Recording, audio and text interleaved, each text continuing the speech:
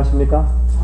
네, 주님의 은혜가 이 세상의 방방곡곡마다 역사하셔서 하나님의 마지막 백성들, 여자의 남은 무리, 참 주님의 그 마지막 사업에 참여할 추수꾼들을 모시느라고 주님께서 참 분주하신 것을 제가 가는 곳마다 느끼게 됩니다. 어떤 곳에 가면 우리 한국 사람들 비슷하게 상당히 정감적이고 또 좀 이지적인 것보다 좀 정적인 그런 사람들이 많이 있고, 또 어느 곳에 가면 굉장히 조용하고 사람들이 아주 엄숙하면서 말씀을 따져 듣는 좀 그러한 굉장히 지적인 그런 군중이 있는가 하면, 또 어느 곳에 가면 아주 단순한 말씀을 좋아하는 사람들, 또 어느 곳에 가면 말씀을 깊이 해석해 주는 것을 선호하는 그런 사람들이 많이 흩어져 있는 것을 제가 보게 됩니다. 제가 남미에 갈 때마다 제가 느끼는 것은 제가 브라질에 갈 때도 또 제가 볼리비아에 갈 때도 저는 느꼈지만은 특별히 콜롬비아는 거기에 있는 그 분들은 상당히 정서적이고 좀 정감적이라서 우리 한국 사람들에게 하는 듯한 그런 설교를 좋아합니다. 그분들은. 그래서 굉장히 서로 이제 금방 마음이 통하는 이제 그런 경험들을 하게 되는데, 첫 번째 집회에서는 한 400~500명 정도 우리 모여서 집회를 했고, 두 번째 집회에서는 상당히 높은 고지로 따져서 한 2000m 정도 되는 그런 산이니까 꽤 높죠? 꽤 높은 산입니다. 꽤 높은 산인데 정말 구름도 쉬어가는, 정말 물론 3000m 저런 게 높지는 않지만 한 2000m 조금 안 될 것 같아요. 근데 거기에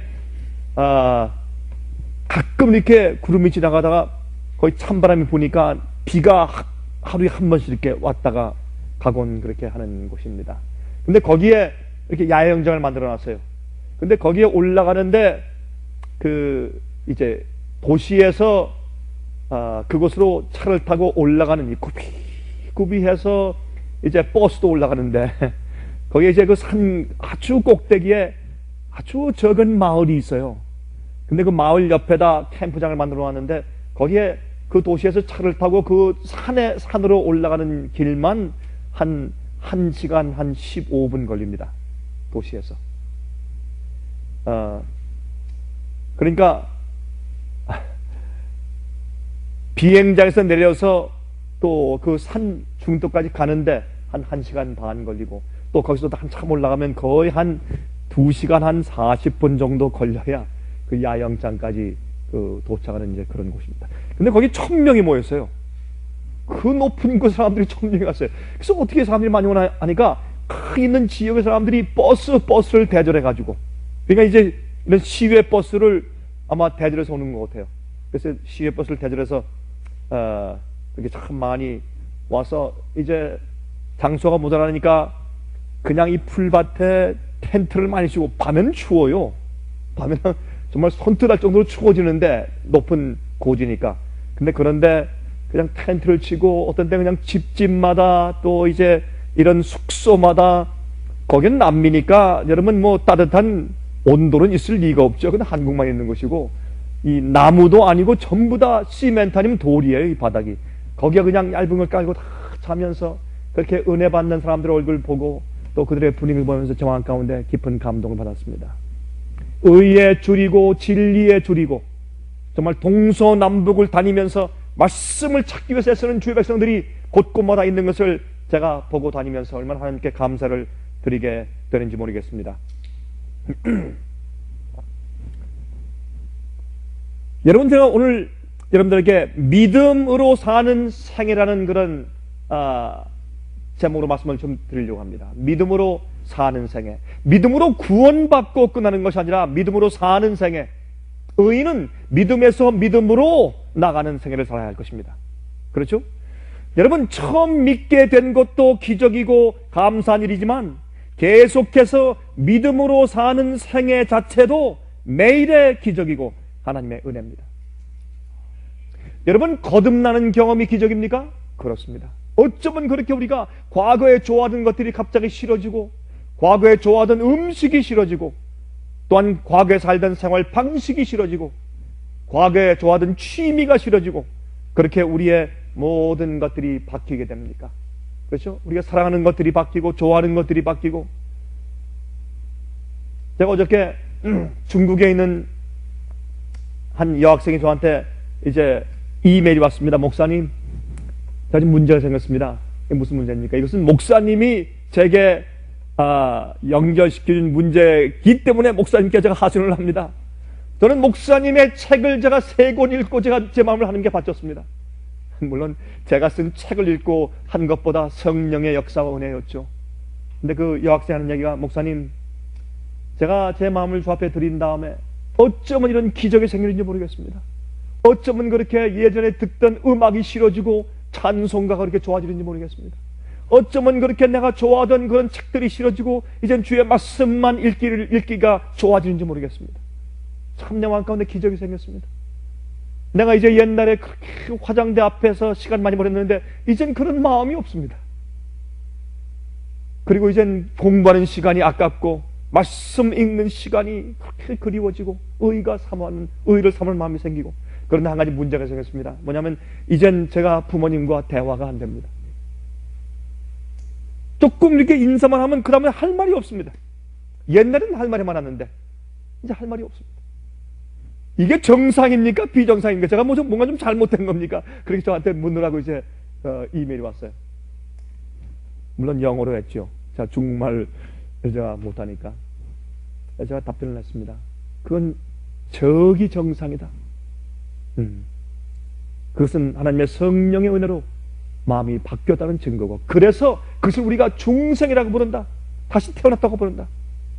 우리의 모습은 그만이고 우리의 본성도 그대로 있으나 우리 마음이 바뀌었다.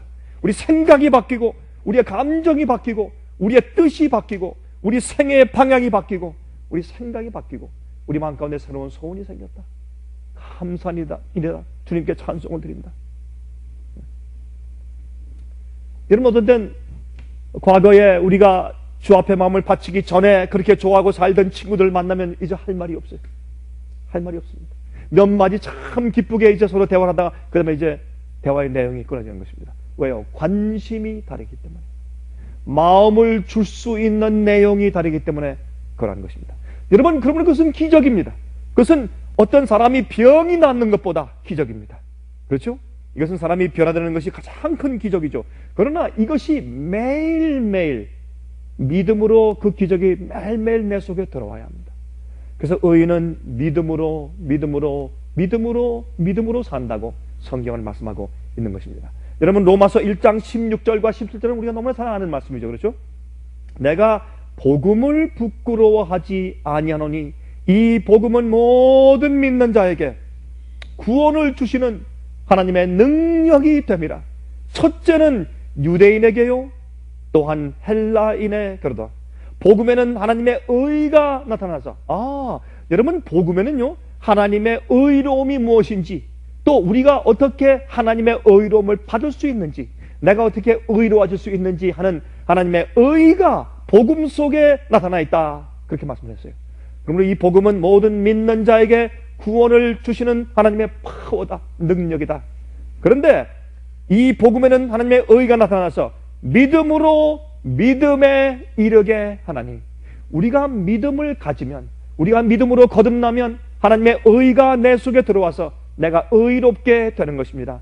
의로움은 하나님만 의롭습니다. 우리 인간들은 의롭지 못합니다. 우리 속에서 단 한 가지의 의로운 것도 우리가 쥐어 짜내거나 생산해낼 수가 없습니다. 의는 하나님께로부터 오는 것입니다.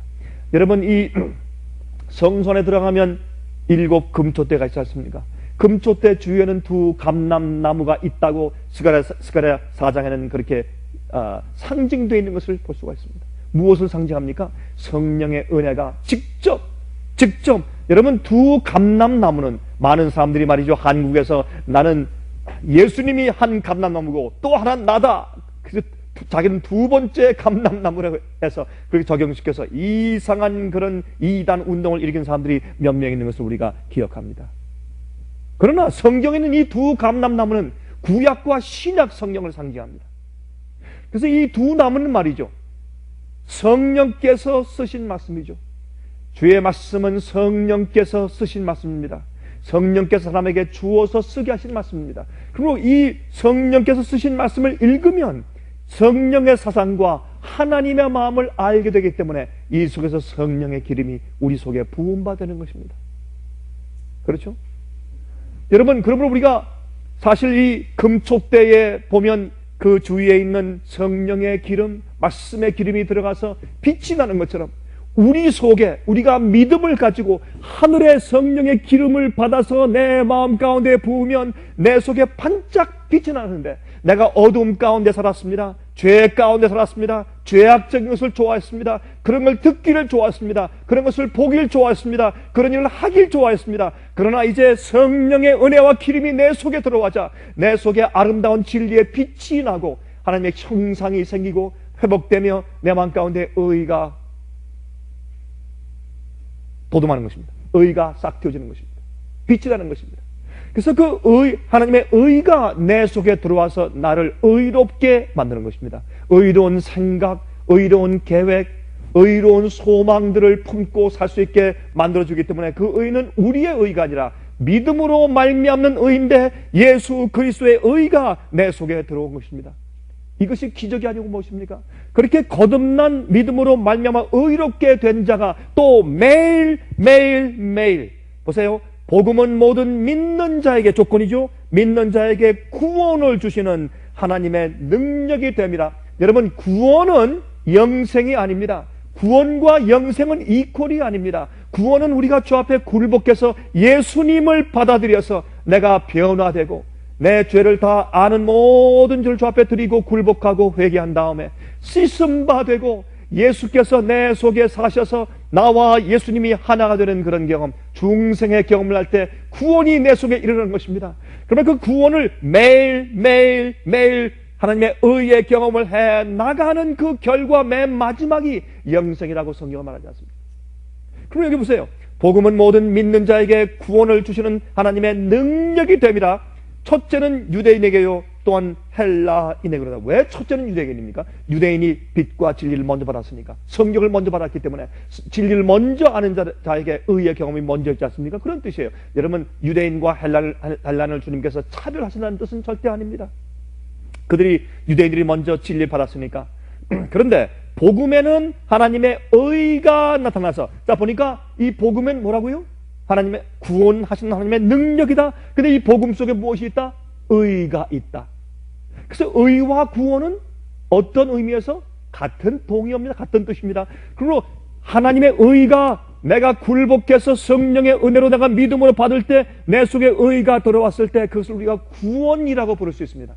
그것은 내가 만드는 의가 아니라 믿음으로 받은 의인데, 그 의는 그저 내 겉에만 씌워주시는 것이 아니라 내 마음 가운데 의로운 동기와 생각과 그런 감정을, 그런 소원을, 그런 뜻을 내 속에 심어주시는 의라, 그 말입니다.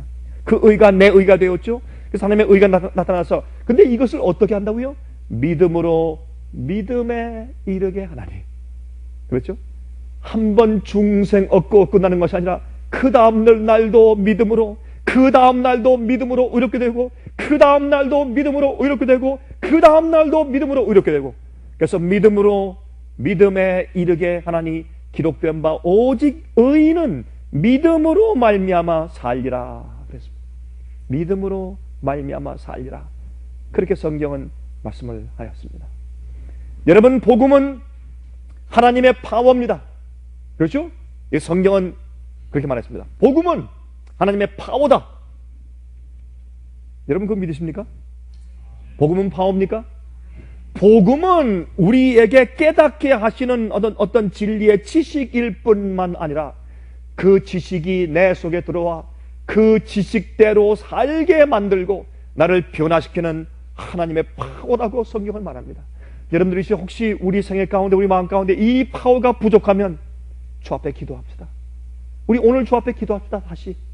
여러분, 우리가 주님을 믿은 지가 10년, 20년, 30년, 40년 되었다고 할지라도 만약 이 나를 구원하시는, 나를 죄의 힘에서 구원해서 해방해내시고, 그렇죠?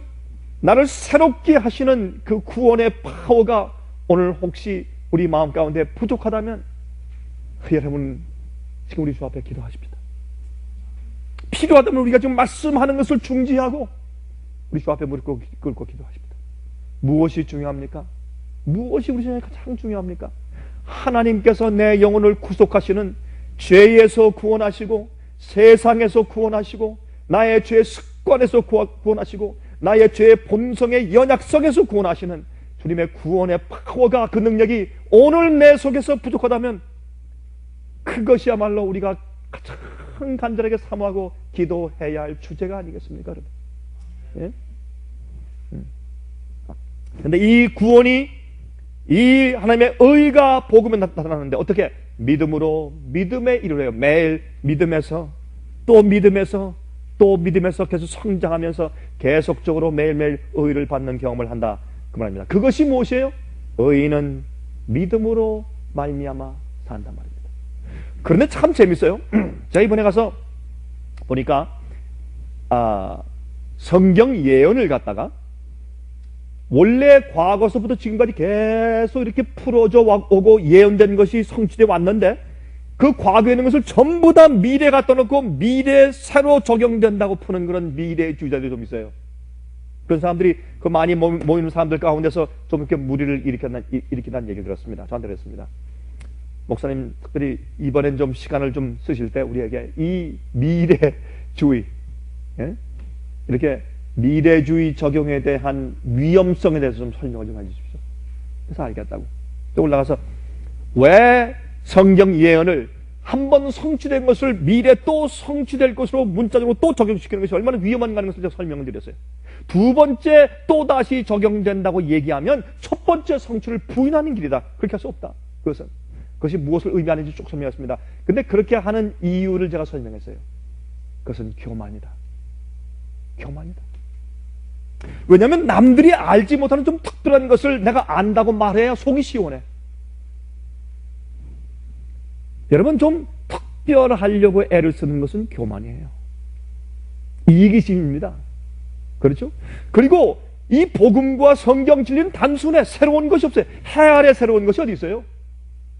어떤 분들이 가끔 와서 저한테 말합니다. 목사님 참 정말 오늘 제가 목사님 통해서 새로운 빛을 발견했습니다. 야, 참 놀랐습니다. 저 그런 말씀 들어본 적이 없습니다. 저는 항상 그래요. 해 아래 새로운 빛이 어디 있습니까? 해 아래 있는 건 다 똑같은 것이지. 과거에 다 말했던 것이고 과거의 것을 이해했던 사람들이 많이 있고 우리가 아는 것은 새로운 시기이기 때문에 새로운 시대의 사건들은 과거 사람들이 몰랐지만 새로운 빛은 사실 없습니다. 성경 속에 다 있는 말씀이기 때문에. 그러나 어떤 의미에서 복음과 이런 진리는 말이죠, 좀 지루해요. 좀 지루하고 똑같은 것을 매일 외우는 것 같기 때문에 좀 새로운 것을 항상 찾아 애쓰는 그런 마음들이 있는 사람들이 있어요. 그렇게 자꾸 또 이걸 이렇게 해보고 저렇게 뒤집어보고 이렇게 하면서 새로운 것을 찾으려고 애쓰는 사람들 때문에, 그 호기심 때문에 자꾸 이상한 그런 논리들이, 이상한 오류가 생겨나게 되는 것입니다. 제가 그것을 얘기했을 때 그 말씀이 끝난 다음에 한 사람이 저 뒤에서부터 조용조용히 걸어 나오더니, 목사님 감사합니다. 파스토르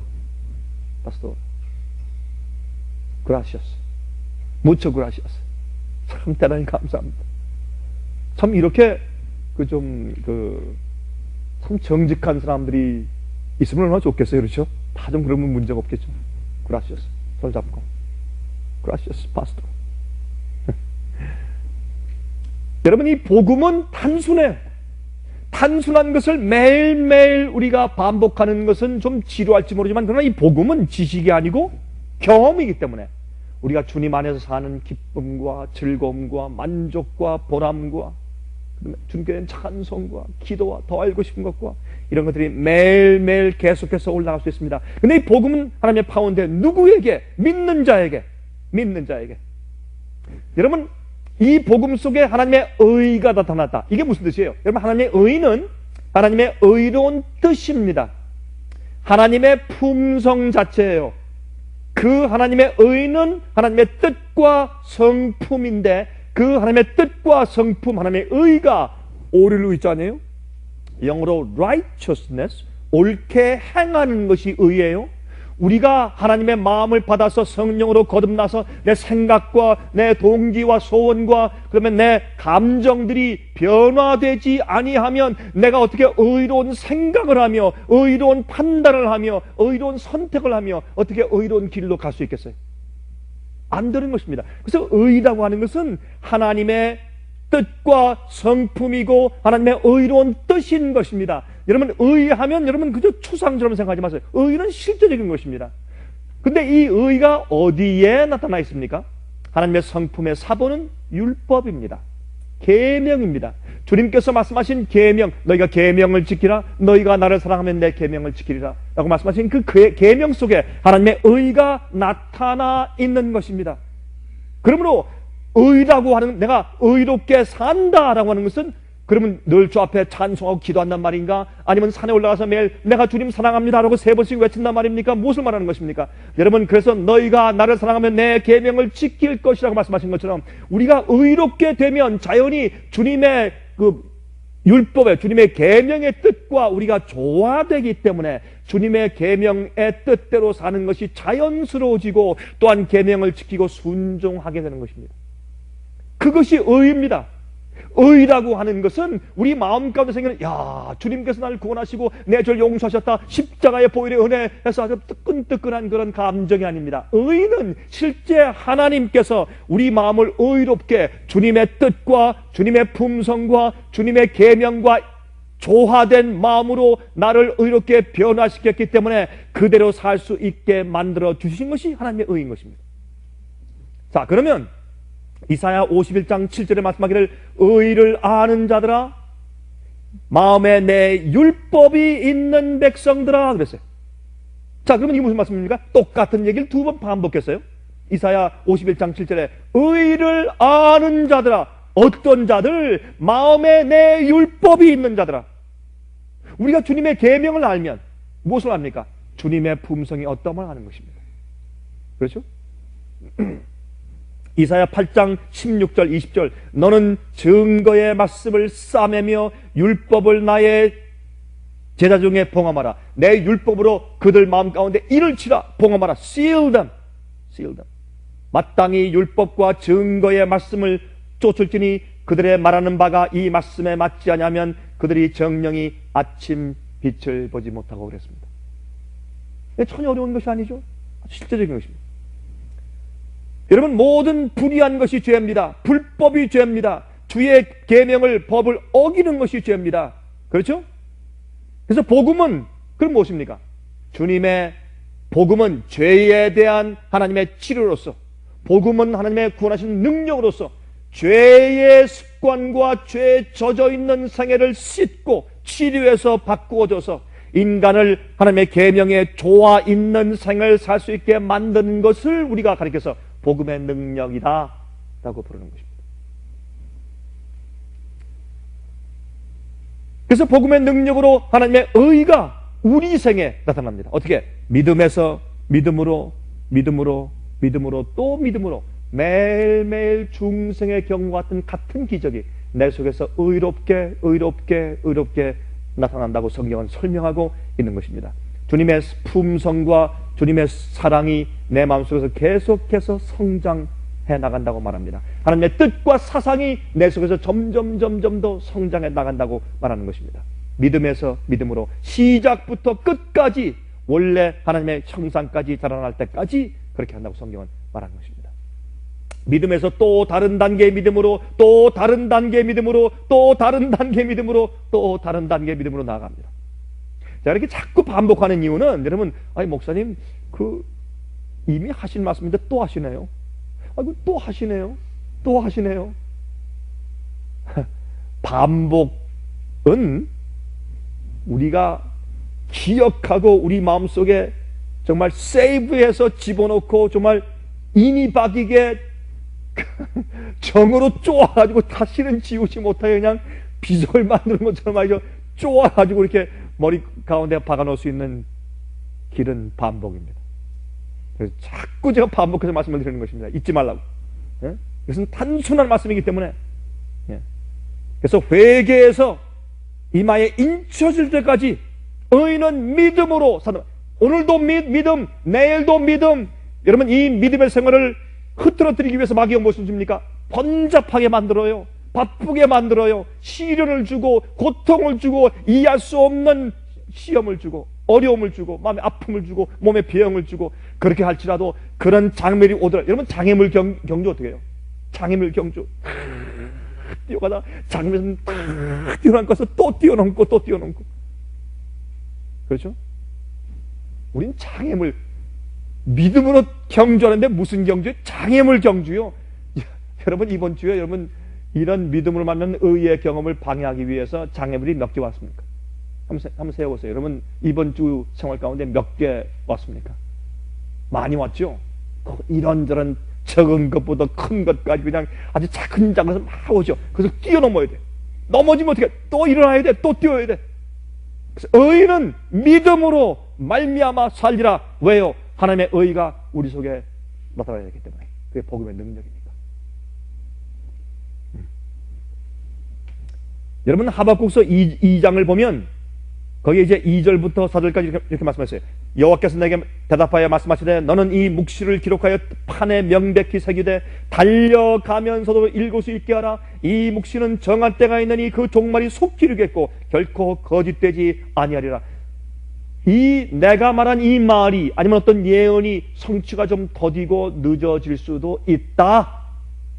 그러나 비록 더딜지라도 기다리라. 지체되지 않고 정령 응하리라. 보라, 그의 마음은 교만하며 그의 속에서 정직하지 못하니라. 그러나 의인은 그 믿음으로 말미암아 살리라. 주께서 말씀했으면 우리가 믿음으로 그것을 믿고 받아들이면 성령의 은혜가 복음이 들어와서 나를 의롭게 하는데 어떻게 해요? 예?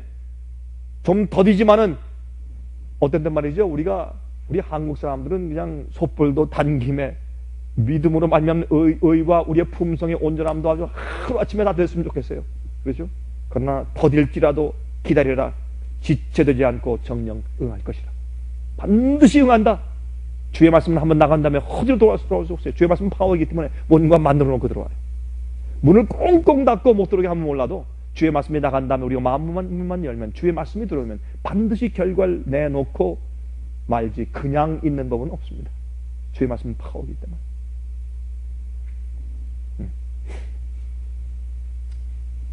여러분, 이런 말하면서 사도 바울은 이제 히브리서 11장에 무슨 말씀합니까? 그러면 이런 믿음을 가지고 산 자들이 과거에 있었냐 말입니다. 우리 과거의 선조들은 이런 믿음을 가지고 살았냐 말입니다. 그때 말합니다. 어떻게 말합니까? 믿음으로 아벨은 더 나은 제사를 드렸고, 그렇죠? 믿음으로 에녹은 죽음을 맛보지 않고 하늘에 승천했으며, 그렇죠? 그러니까 이런 믿음 가진 사람들이 많단 말이에요. 믿음으로 아브라함은 갈 바를 알지 못하고 주께서 가라 하니까 무조건 나갔고, 믿음으로 모세는 자기 왕 되는 것보다 자기 백성들과 함께 고통당하는 것을 더 좋아했고, 믿음으로, 그렇죠? 믿음으로 충성스러움과 진심함을 가지고 한 번 받은 믿음을 믿음에서 또 믿음으로, 그 다음 단계 믿음으로.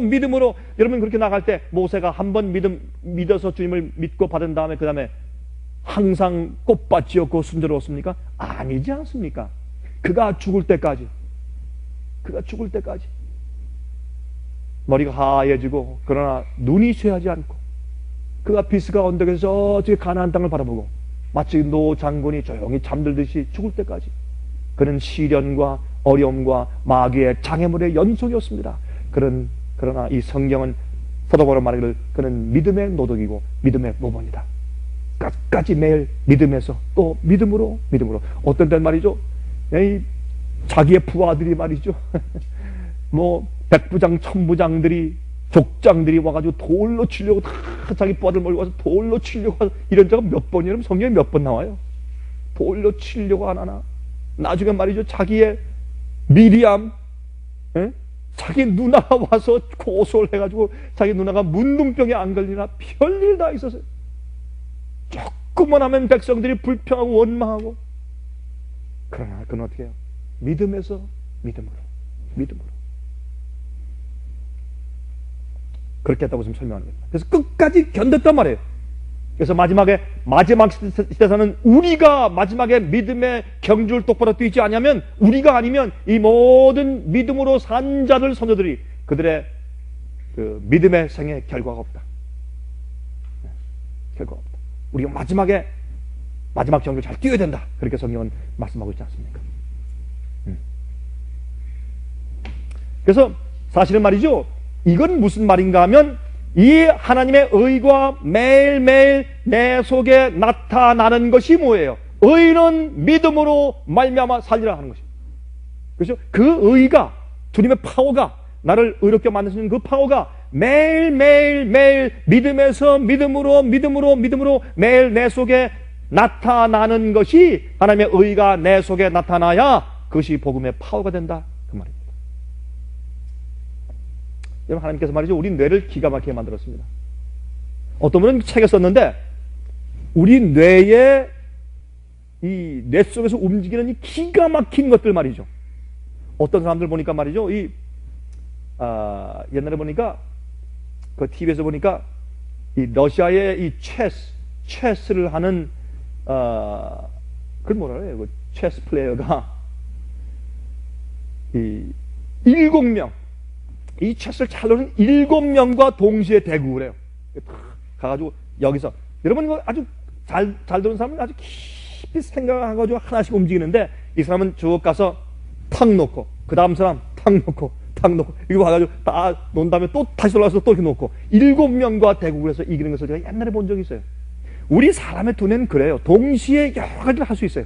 생각이 지나가고. 근데 이렇게 우리 인간의 두뇌 같이 기능할 수 있는 컴퓨터를 만들려면 저기 뉴욕에 가서 엠파이어 스테이트 빌딩, 지금 저 쌍둥이 빌딩 무너졌으니까 이제 엠파이어 스테이트 빌딩 같은 그 높은 빌딩의 3배의 크기로 컴퓨터를 만들어야 된대요. 그래야 한 사람의 이 적은 두뇌의 그 기능을 사용할 수 있대요. 그리고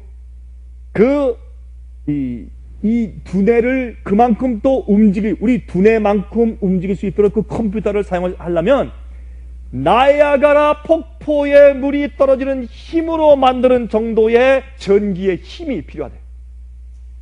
여러분, 나이아가라 폭포 가보셨어요?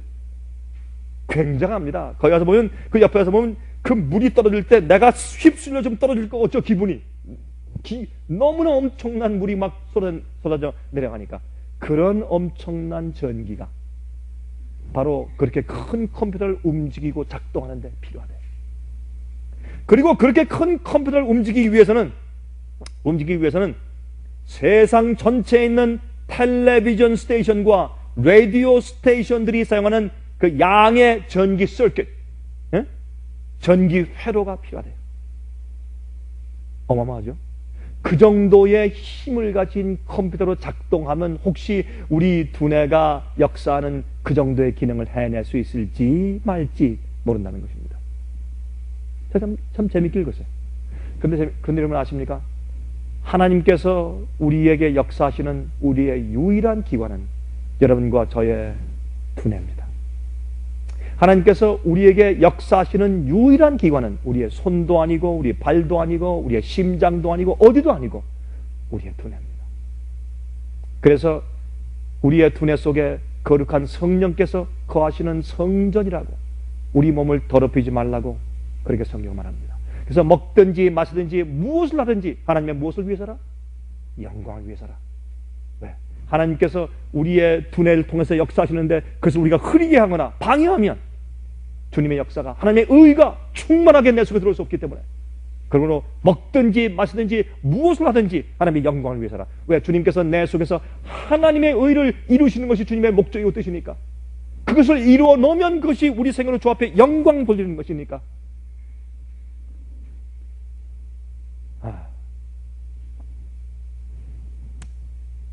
제가 어떤 사람과 얘기할 때 저한테 그렇게 얘기해요. 아이 목사님, 그런데 말이죠, 우리 인간은 말이죠, 아무리 애를 써도 우리는 너무나 타락해서 우리는 의로운 길을 선택할 수 있는 의지가 너무 흐려지고 약해져서 우리는 의롭게 살기로 선택하기조차 못합니다. 우리가 은혜로 그저 구원받아야지, 우리는 그저 이 정도지 어떻게 할 수가 없습니다. 여러분, 하나님은 우리 마음 가운데 역사하실 때 우리의 연약해진 타락한 우리의 의지를 주 앞에 드리면 주님께서 전능하신 의지와 우리 연약한 타락한 의지를 같이 합치셔서 강력한 의지로 만드셔서 우리가 의롭게 선택해 살 수 있게 하신단 말입니다. 그래서 성경은 어떻게 해요? 복음은 우리를 구원하신 하나님의 파워다. 파워다. 그렇게 말씀하십니다. 여러분, 이 파워가 우리에게 부족하면 우리는 주님께서 우리를 의롭게 하시는 역사가 부족한 것입니다. 매일매일 내 마음을 씻으시고 나를 도와주시는 주님의 의의 역사가 부족한 것입니다. 그것을 우리가 사모하는 것처럼 더 고귀한 것이 어디겠습니까? 예수께서 말씀하기를 너희는 그 나라와 그 의를 어떻게 구하라? 어떻게 구하라고요? 먼저 구하라. 먼저. 너희는 그 나라와 그 의를 먼저 구하라. 만약 내 마음속에 그 의의 경험을 하지 못하게 방해하는 비즈니스가 있으면 버려야 합니다. 내 마음속에 나를 의롭게 만드시는 주님의 역사를 방해하는 잡이 있으면, 직업이 있으면 그건 버려야 합니다. 또 내 속에 주님의 그 구원과 의의 역사하시는 그 일을 방해하는 어떤 우상도 있으면 그것을 버려야 합니다. 그렇게 하지 않으면서 자꾸 안 된다고 하는 것은 핑계입니다. 그것은 하지 않으려고 하는 것입니다. 하지 않으려고 하는 것입니다. 여러분, 많은 그리스도인들은 과거에 용서받을 때 믿음을 얘기하고 과거에 침례받을 때, 세례받을 때 얘기는 많이 하지만, 그러나 현재 승리와 기쁨은 말하지 못합니다. 왜요? 의인이 믿음에서 믿음으로 또 믿음으로 나아가는, 매일매일 나를 의롭게 하시는, 나를 구원하시는 주님의 복음의 파워를 경험하지 못하기 때문에 현재의 구원의 기쁨을 말하지 못하는 것입니다. 과거만 자꾸 얘기해. 내가 언제 어떻게 했는데, 그때 내가 헌신적이었는데. 많은 사람들은 회개한 다음에 그 다음부터 우리의 노력을 쌓아가면서, 우리가 애쓰면서 우리가 노력으로 우리가 성화의 과정을 산다고 합니다. 그렇지 않은 것을 우리가 지금 다 설명했습니다. 여러분, 구원과 영생은 다른 것입니다. 왜 다릅니까? 구원은 하나님의 역사를 믿음으로 하나님께 받아서, 주님의 구원에 나를 위해서 역사하신 그 구원의 역사를 내가 믿음으로 받아들일 때 그 구원의 역사가 내 속에 들어와서 내 속에 구원을 이루는 것입니다. 나를 의롭게 하는 것입니다. 주님의 율법과 조화된 삶을 살게 하는 것입니다.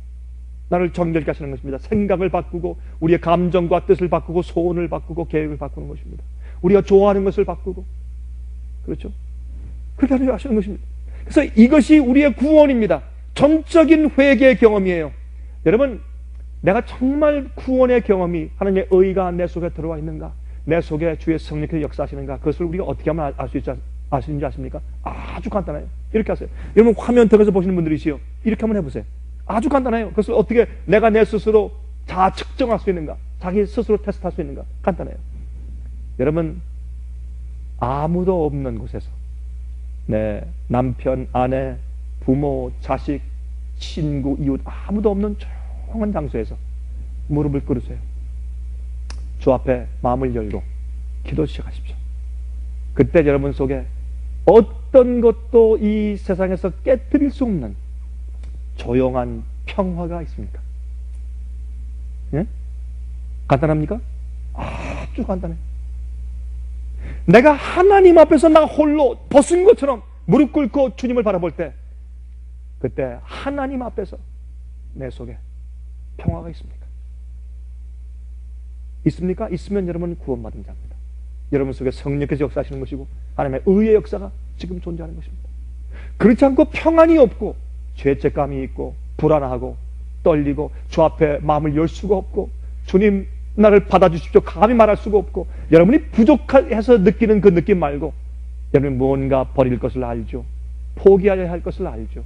아직 회개하고 고백해야 될 것을 알지만 하지 않고 붙들고 있으므로 주 앞에 가서 완전한 평화를 경험하지 못하는 사람은 구원이 없는 것입니다. 그렇죠? 자, 그런 다음에 구원은 진정한 굴복이기 때문에 하나님의 뜻과 요구가 내 속에서 자연적으로 조화되는 것이기 때문에 그 평화는 억지로 가정할 수가 없어요. 예? 그 평화는 자기 체면을 걸 수가 없습니다. 주 앞에 딱 가서 무릎 꿇어 보세요.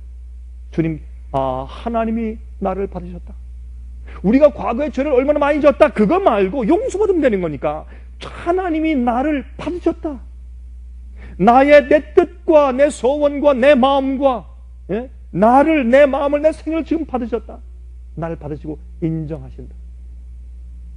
그거는 속일 수 없죠. 하나님 앞에. 사람은 속여도 하나님은 속일 수 없죠. 그래서 하나님의 받으신 바 된 사람, 주님께서 나를 받으셨다 하는 그 감격이 고통이 내 속에서 샘솟들어 올라올 때 우린 구원이 있는 것입니다. 성령의 역사가 있고 그리스도의 의가 내 속에서 역사하는 것입니다.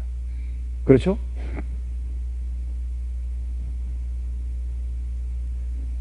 제가 우리 그 찬송가 가운데서 말이죠, 우리 찬송을 가만히 불러다 보면 과거에 우리 선조들은 이미 이런 사실을 다 알고 깨닫고 성경적으로 의를 설명해주고 성경적으로 믿음이 무엇인가를 설명해주고 성경적으로 구원이 무엇이고 성경적으로 영생이 무엇이고 성경적으로 그렇게 되는 성화의 경험이 무엇이고 다 알고 깨닫고 그것을 찬송가 속에 가사로 다 넣어두셨는데, 근데 요즘에 보니까 뭐 별하별 이상한 형태로 엉터리로 다 믿지 않습니까? 그렇죠?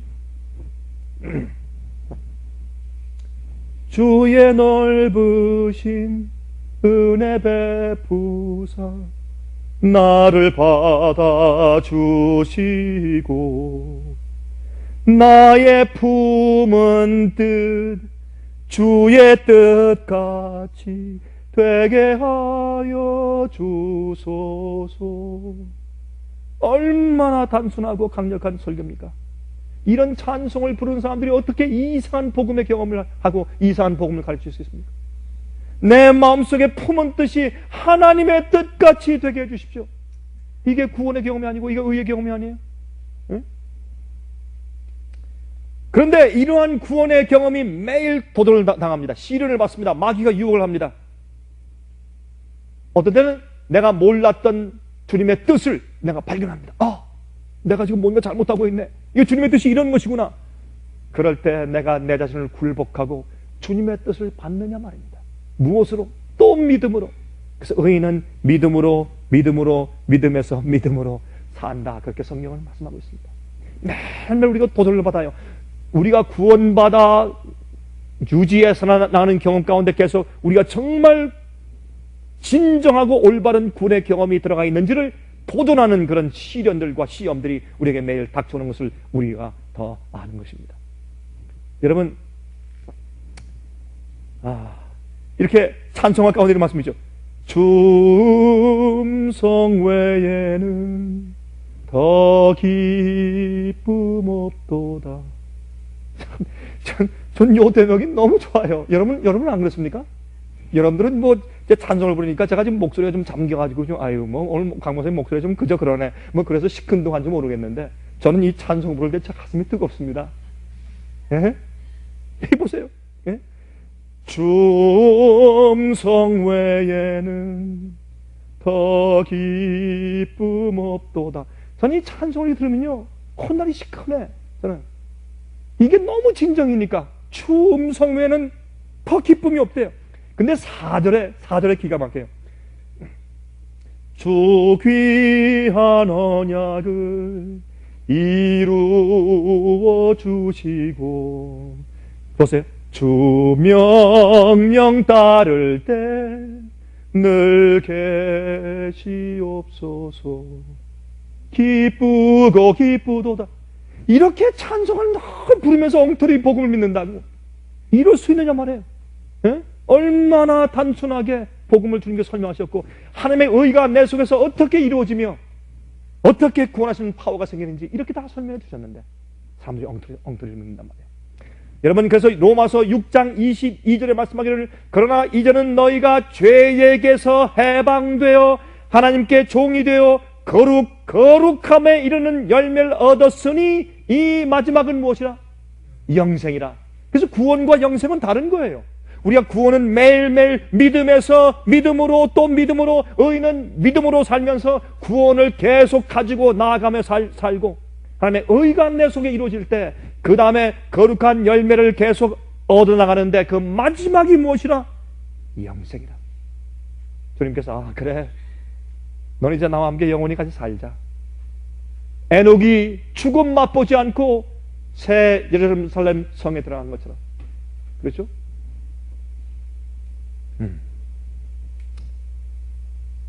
오늘 역사하시는 하나님의 은혜가 있어야 합니다. 우리가 회개할 때 성령의 약속을 받아야 합니다. 그렇죠? 그것이 의입니까? 갈라디아서 3장 14절에 말씀하기를 이는 그리스도 예수 안에서 아브라함의 복이 이방인에게 미치게 하고 또 우리로 하여금 믿음으로 말미암아 성령의 약속을 받게 하려 함이니라. 성령의 은혜가 없으면, 성령 역사 없으면 우리가 구원의 경험을 할 수가 없어요. 그러나 그 구원의 경험은 성령의 약속을 받아서 매일 믿음으로 성장하게 만드는 것입니다. 여러분, 히브리 11장 5절과 6절의 말씀하기를 이 우리는 믿음이 없이는 하나님을 기쁘시게 못하느냐 그랬어요. 우리가 받을 때 믿음으로 받는 것입니다. 행함으로 받는 것이 아닙니다. 의는 하나님이 의이고 또한 우리를 의롭게 하시는 분은 하나님이시고 그것 이외에 우리가 의롭게 될 수 있는 인간의 방법이 달리 없기 때문에 우리가 주 앞에 구복하고 주님이시여 나는 의롭지 못합니다. 나는 죄인입니다. 나는 주님의 의를 사모합니다. 난 이렇게 불의하게 살고 불의한 마음을 가지고 있으니까 행복하지 못합니다. 기쁨이 없습니다. 보람이 없습니다. 사는 것 같지만은 그러한 진정한 행복과 보람을 내가 다른 것으로 대체합니다. 돈으로 대체하고 명예로 대체하고 세상 재미로 대체하지만은 그러나 결국에 허무하고 죽겠습니다. 나는 불의합니다. 나는 죄인입니다. 주님이시여 내 속에 의를 주시옵소서. 내 속에 의를 주시옵소서. 간절하게.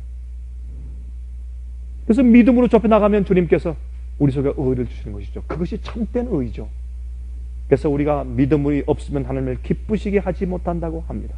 믿음으로 하지 않으면 아무리 훌륭한 행위라고 할지라도 하나님의 의의 표준에 달하지 못합니다. 주님께서 우리에게 바라시는 의의 표준은 완전한 의입니다. 순수한 의, 성령께서 내 속에서 만드시고 생산하신 의를 말하는 것이지 우리가 애써서 만드는 의가 아닌 것을 압니다. 믿음으로 성령을 받고 하나님의 계명과 조화된 마음이 생겨야 합니다. 그리고 그러한 동기가 나를 드라이브하고 끌고 나가야 올바른 의의 경험을 하게 된다 그 말입니다.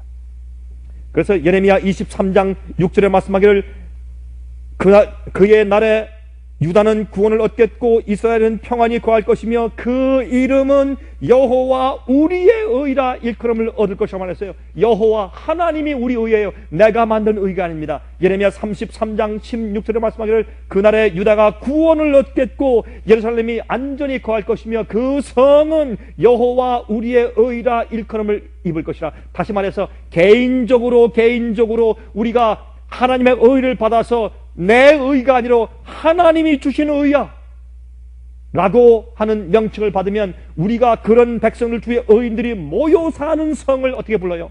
하나님의 여호와의 의라고 부르는 것입니다. 우리 개인들이 여호와의 의요, 우리가 모여 사는 그 성이, 그 교회가 하나님의 의라고 부르심을 받는다고 얘기했어요. 여러분, 우리의 거듭남이 계속적인 하나님의 의를 지속적으로 이루지 못하면 무슨 소용이 있습니까? 우리가 한 번 거듭나고 끝나버리면 거듭남이 무슨 목적과 무슨 의미와 무슨 소용이 있겠어요?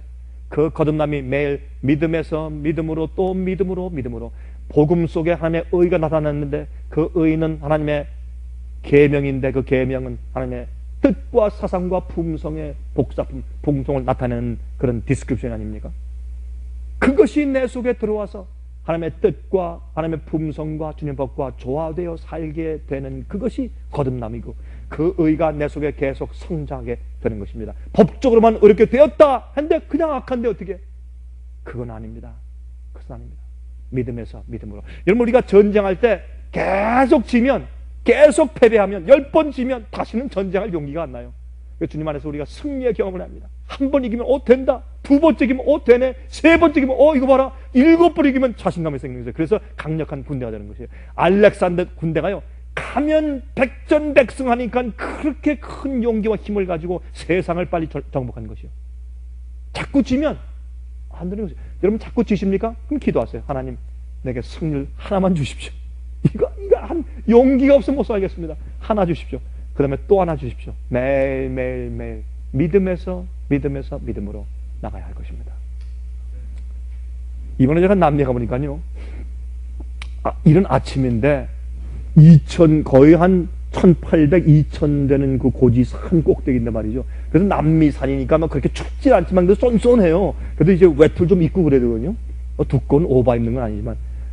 그런데 거기서 말이죠, 아이가 응애 그래서 나가보니까 갓난 아이인데 어머니가 그 이른 아침에 밖에서 그 선선한 날씨에서 목욕을 시켜요.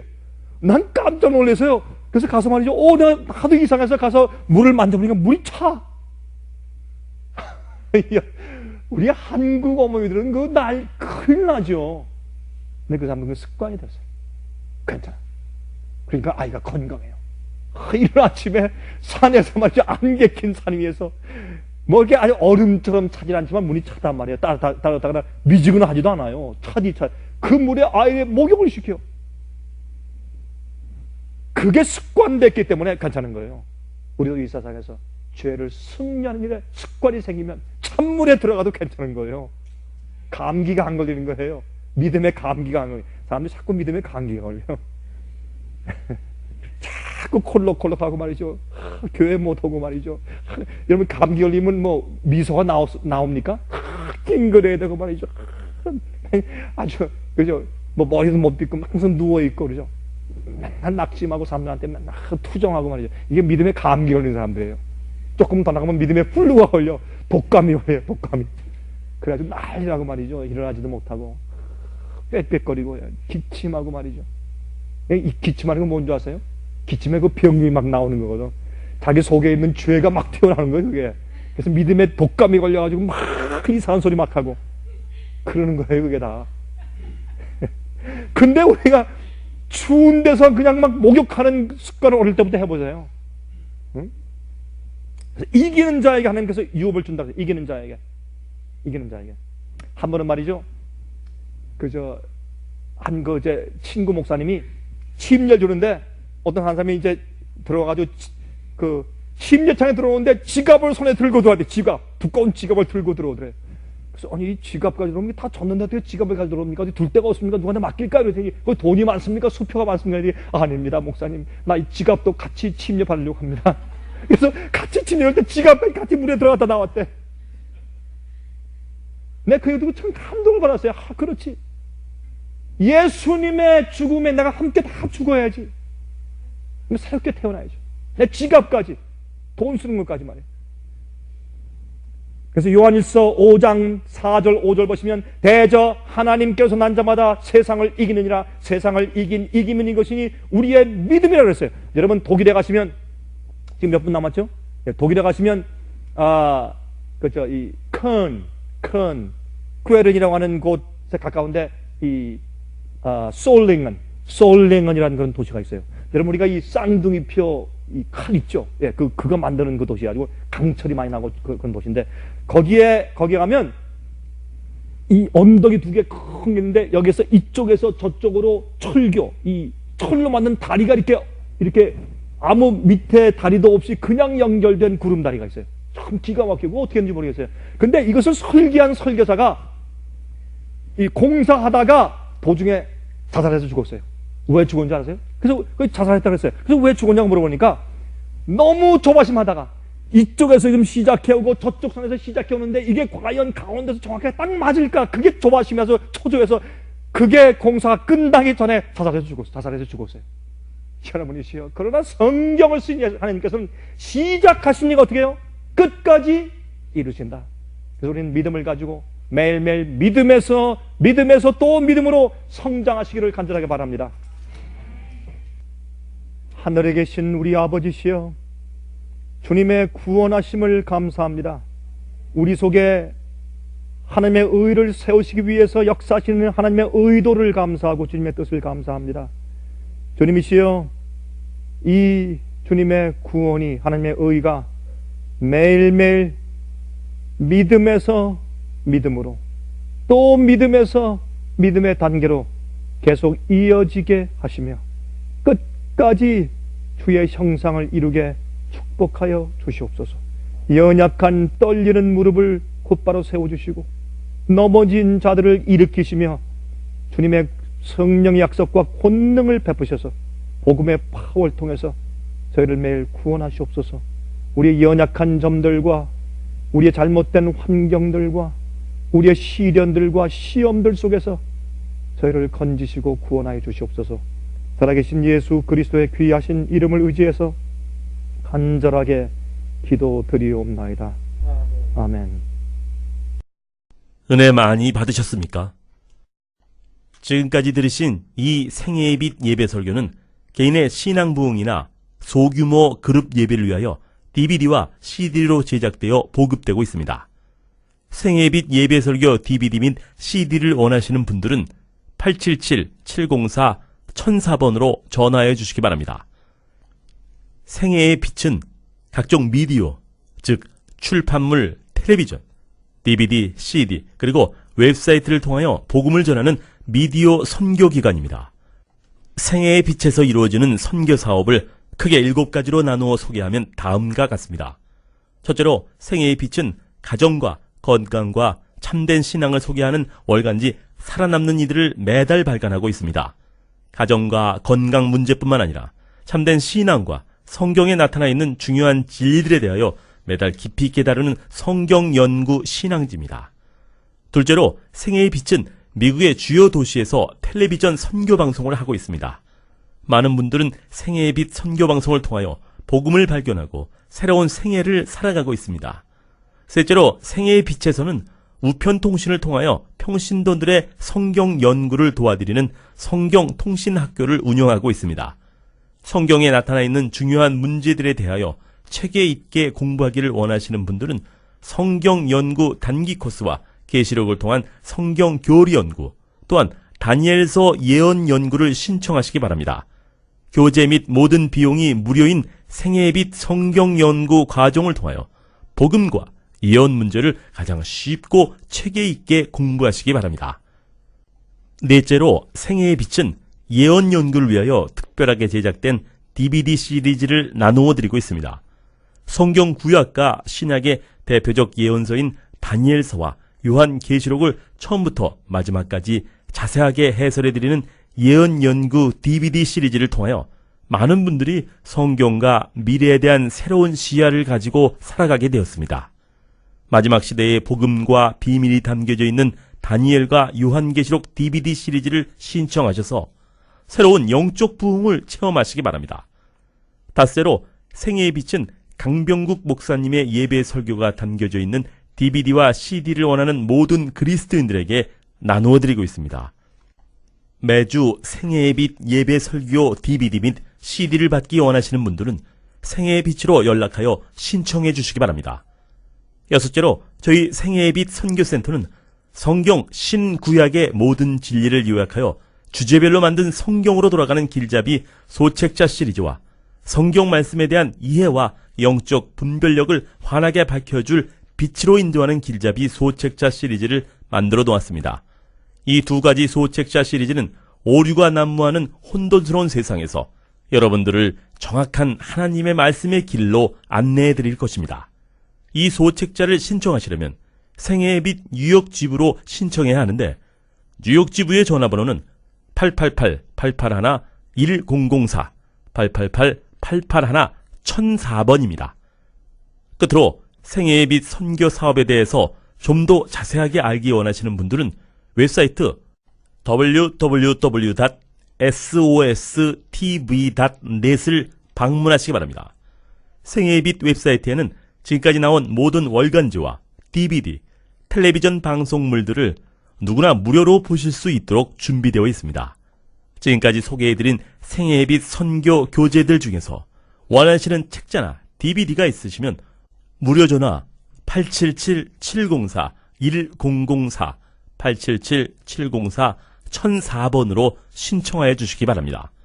미국 동부 시간으로 월요일부터 금요일까지 9시에서 5시 사이에 전화해 주시기 바랍니다. 그럼 다음 시간까지 안녕히 계십시오.